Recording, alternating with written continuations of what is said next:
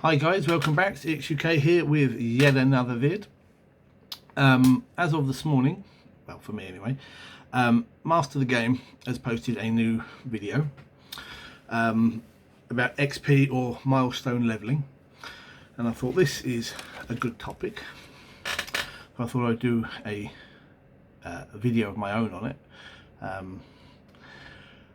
When I started role playing, basically everything bar like Call of Cthulhu had an XP level up system, and we used to just do that. So we used to do it as XP is totaled, and at the end of the session or a convenient break point in the story, total up the XP, divide it by the number of players, everybody gets the same. By probably the mid-90s, I think we'd all got a little bit fed up at this, because real life unfortunately does get in the way of the game, and sometimes somebody can't make it for a session, or sometimes somebody's on holiday for a couple of weeks and all of a sudden they're out of XP because they weren't there. So I had made the decision that everybody should be on the same XP. So if you missed a session, you know, it's not your fault. Things happen. You shouldn't be penalised for it. So whatever everybody else ended up with is what you got. And we kind of did that for a long time. It was only when under D&D 3rd that Paizo released the Shackled City campaign, or Adventure Path, what you call it, as a hardcover book.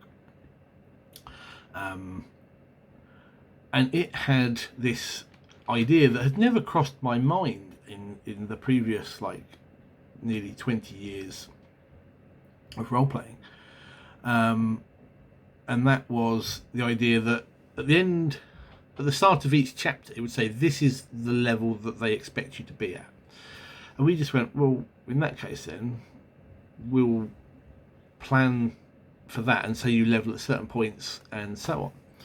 So we, from probably the mid 00s,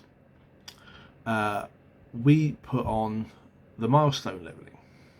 By the way, if it starts to go slightly dark, it's because there's an eclipse today, and I've just noticed it's beginning to get slightly dark out there, so bear with me. I don't know, it'll go ever so here in the UK, but just be aware. Yeah, so we started using this milestone mechanic where we would decide as the GM when players would level, or characters would level, however you want to word it, and everybody would be that point. And that has worked phenomenally ever since, because it doesn't matter whether you miss a session or what have you, your character will always be at the appropriate point. I've never liked role-playing games where people end up on different XP totals and different levels, because it means whoever's at the bottom of the XP bracket is in a harder position. They're more likely to be killed or more likely to suffer the effects of a spell or what have you. And that's never felt fair to me. Everybody should be on an even keel. And as I say, real life gets in the way sometimes. And we've had experience with role-playing games where the XP division gets a bit odd. I did a video recently on games I've played, Rolemaster, and Rolemaster's got this XP system that basically you keep track of the criticals that the character causes, and those criticals amount to a certain amount of XP for them. So whoever's doing the better crits, whoever's getting the better dice rolls, gets more XP. Alright, so that really favours warriors and the like, because they're more likely to be doing this than, say, the critical effects of spells. And the only thing that players have in common is that they get an XP point for every mile travelled. So sometimes you can end up with characters that aren't levelling, at the same rate. And it's not part of the mechanic. That's just how the system works. So I imagine if we were to run that again, I would do it as a milestone, solid the XP, and just do the milestone. I think it works a lot better. There's an argument that says, I guess, that by doing this, you're not rewarding the characters for what they do. But I would disagree, because I think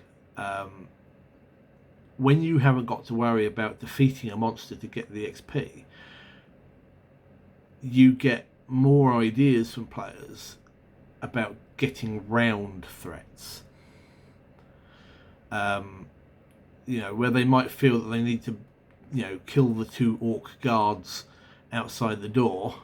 Now they might start thinking about, well, we don't need to kill these things for the XP. Right, they might have some treasure, but we need to get behind that door. So they might try and lure them away. They might come up with other ideas that they might not necessarily have done, because they think that the XP is based off of the kill. And I certainly think that since we've been doing the milestone, that's been more of the case for us. And it's a lot less paperwork and a lot less headache for the GM as well. That's sort of like my thoughts on it. I would check out, I'll put a link to Master the Game's post down below. I'd be interested to see what you say. I'm sure he would be. Drop him a message as well, and subscribe to his channel. If you enjoyed this one, give me a thumbs up and hopefully subscribe, as it helps the channel grow a bit, and we're a bit small at the moment. Shameless plug. Anyway, thanks for watching, guys. I do look forward to seeing your responses here and over at Master the Games channel. Until next time, take care, good gaming.